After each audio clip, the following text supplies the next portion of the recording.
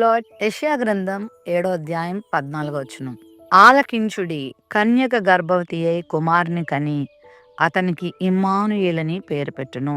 క్రీస్తు ప్రభువు కన్య అయినటువంటి మరియ గర్భమున జన్మించక ముందే యెషయా ప్రవక్త ద్వారా పరిశుద్ధాత్మ దేవుడు ఈ ప్రవచనాన్ని ప్రపంచానికి అందించారు. కన్యక గర్భవతి అయి కుమారుని కని ఆయనకి ఇమ్మానుయేలనే పేరు పెడుతుంది. యేసుక్రీస్తు వారు యుగయుగములకు ఉన్న దేవుడు, అల్ఫా ఒమేగా, మొదటివాడు కడపటివాడు ఆయనే.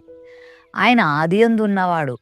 అయితే మానవుని రక్షించడానికి ఆయన నరావతారిగా మానవ రూపంలో ఈ లోకానికి వచ్చాడు.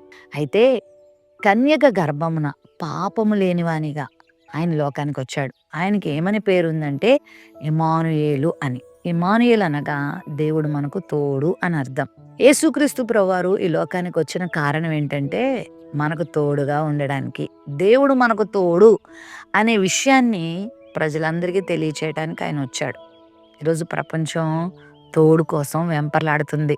నా కష్టంలో నాకు తోడు ఎవరైనా ఉంటే బాగుండు, నా సంతోషంలో నాకు తోడుంటే బాగుండు, నా మనసులో భావాలు అర్థం చేసుకునే వాళ్ళు ఉంటే బాగుండు, నా జీవితంలో నాకు తోడుగా నాకు సహాయంగా ఎవరైనా ఉంటే బాగుండని వెతుకులాడుతూ చాలామందిని తోడుగా కలిగి ఉంటున్నారు. అయితే ఆ తోడుగా ఉన్నవారే, ఆ సహాయం చేస్తారనుకున్న వారే చాలా సందర్భాల్లో వారికి కీడు చేసేవారిగా, వారిని ఇబ్బంది పెట్టేవారిగా, వారిని నశింపచేసేవారిగా ఉండడం మనం చూస్తూనే ఉన్నాం. ఇటీవల బెంగళూరులో ఒక సాఫ్ట్వేర్ ఇంజనీర్, చాలా తెలివైనవాడు, ఒక డైరెక్టర్ పోస్ట్లో ఉన్నాడు ఆయన. ఒక ఉన్నతమైన విద్యను అభ్యసించాడు ఆయన.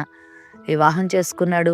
భార్యను తోడుగా పొందుకొని జీవితాంతం ఆనందిద్దాం అనుకున్నాడు. ఒక కుమారుడినో కుమార్తెనో కూడా పొందుకున్నాడు. మరి వాళ్ళ మధ్యలో భయంకరమైనటువంటి గొడవలు స్టార్ట్ అయ్యాయి. ఆర్థిక పరమైన గొడవలు స్టార్ట్ అయ్యి ఇద్దరు ఒకరినొకరు తిట్టుకోవడం, కొట్టుకోవడం. చివరికి ఆమె అతన్ని ఎంత అరెస్ట్ చేసిందంటే ఉన్నా భయంకరమైన జీవితమే, అతనితో లేకున్నా భయంకరమైన జీవితమే. నువ్వు నా కొడుకుని చూడడానికి వీల్లేదు, నువ్వు నాతో ఉండడానికి వీల్లేదు, ఒకవేళ నువ్వు నాకు డైవర్స్ ఇస్తే నాకు నెలకి ఇన్ని లక్షల రూపాయలు ఇవ్వాలంటూ ఏదో భయంకరమైనటువంటి టార్చర్ ఆమె చేయడంతో అంత చదువుకున్న వ్యక్తి, అంత జ్ఞానవంతుడైన వ్యక్తి మరి ఇంచుమించు ఎన్నో పేజీల సూసైడ్ నోట్ రాసి ఆత్మహత్య చేసుకొని చనిపోయాడు. ఆయన చనిపోతూ నా జీవితంలో నా భార్య నాకు చేసిన ఈ టార్చర్ నేను తట్టుకోలేక మరణిస్తున్నానని తెలియజేశాడు. ఎంత భయంకరమైనటువంటి ఘటనలు ఈ ప్రపంచంలో జరుగుతున్నాయి చూడండి. ఎవరో తోడుంటే మనం బాగుంటాం అనుకుంటున్నాం, కానీ ఆ తోడుగా ఉండవలసిన వారే ప్లేట్ తిప్పేస్తున్నారు. భయంకరమైనటువంటి కీడుకు కారణమవుతున్నారు. జీవితాలే లేకుండా చేస్తున్నారు, జీవించకుండా చేస్తున్నారు. అయితే ఇలాంటి పరిస్థితుల్లో గొప్ప శుభవార్త ఏంటో తెలుసా? నీ కష్టంలో, నీ బాధలో, నీ వేదనలో, నీ శ్రమలో, నీ దుఃఖంలో తోడు కోసం వెంపర్లాడుతున్నావు కదా, ఆ తోడును అందించడానికి యేసుప్రభు లోకానికి వచ్చాడు. యేసుప్రభు నీతో ఉంటే కష్టం కష్టంగా నీకుండదు, బాధ బాధగా నీకుండదు. ఆయన నీకు సహాయం చేస్తారు, ఆయన నీకు ఆలోచన చెప్తారు, ఆయన నీకు ధైర్యం చెప్తారు, నువ్వు నడవవలసిన మార్గాన్ని నీకు బోధిస్తారు. కష్టాలు రావని కాదు, బాధలు రావని కాదు, కానీ వాటిలో నీకు ఆయన తోడుండి జలములలో పడి నువ్వు వెళ్ళినా అవి నీ మీద పారవు, అగ్నిలో నువ్వు వెళ్ళినా అవి నిన్ను కాల్చవు అని ప్రభు తెలియజేశారు. ఏ కష్టంలో బాధలో నువ్వు ఉన్నా, నా జీవితం పాడైపోతుందేమో, నేను నశించిపోతానేమో, నువ్వు భయపడక్కర్లేదు. ఆ కష్టం, ఆ బాధ నిన్ను మరింత శ్రేష్టమైన స్థానానికి తీసుకెళ్లేలా దేవునికి తోడుంటాడు. అలా బైబిల్ గ్రంథంలో ఎంతో మందికి ఆయన తోడున్నాడు. ఆ తోడు నీకు కావాలంటే అందుకే యేసుప్రభు వచ్చాడు. అదే క్రిస్మస్.